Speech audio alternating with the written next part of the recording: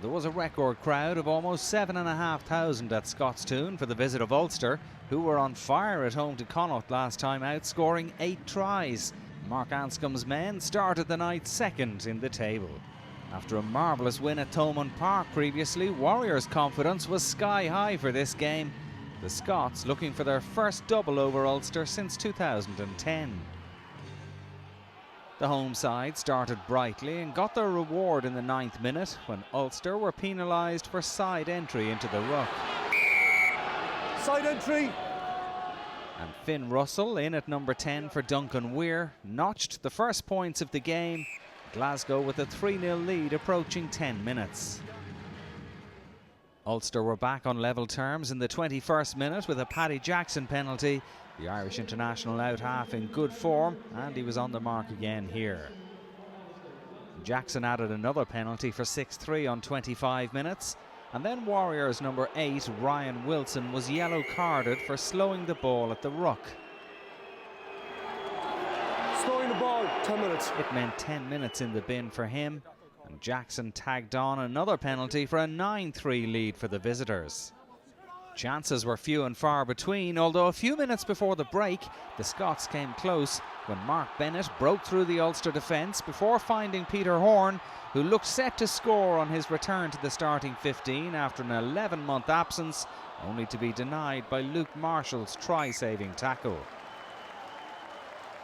That was a sign of things to come, and right on the stroke of half-time, Glasgow finally made the breakthrough.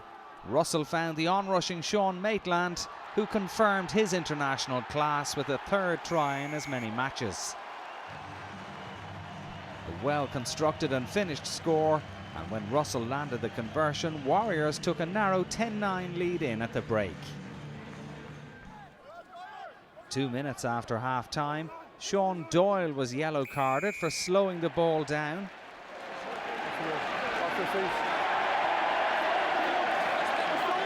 And with the Ulster number 7 in the bin, Glasgow took advantage. First, Russell kicked a penalty from 30 metres, 13 points to 9. Then in the 48th minute, the home supporters had another score to cheer. Off the impressive driving maul, it was winger Tommy Seymour who got the touchdown against his former club, with the referee well situated to award the try. With so much at stake for Glasgow, this was a crucial score, and Russell kicked an excellent conversion to make it 20 points to 9 in the home side's favour.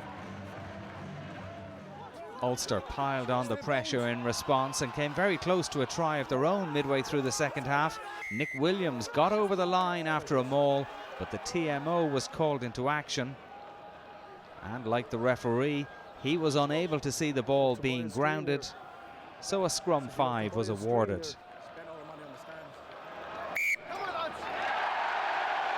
A very close call, but the Glasgow defence just held out. Ulster were down to 14 men, Tom Court having left the field with an injury. And at the other end, in the 67th minute, Mark Bennett sliced through the visitors' rear guard with a magnificent burst and just about reached the try line. The ref again asked the TMO to rule on the grounding.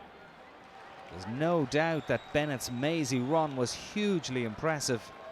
And after reviewing the evidence, the man in the van judged that the try could be awarded. A popular decision amongst the Glasgow faithful, but even Bennett himself looked a little surprised to have been on the right side of the decision. Russell converted for a 27-9 lead. That's how the score stayed until full time.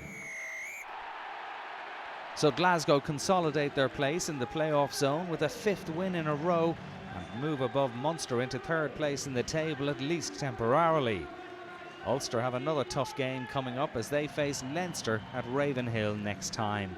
Final score in this one at Scotstoun: Glasgow Warriors 27, Ulster 9.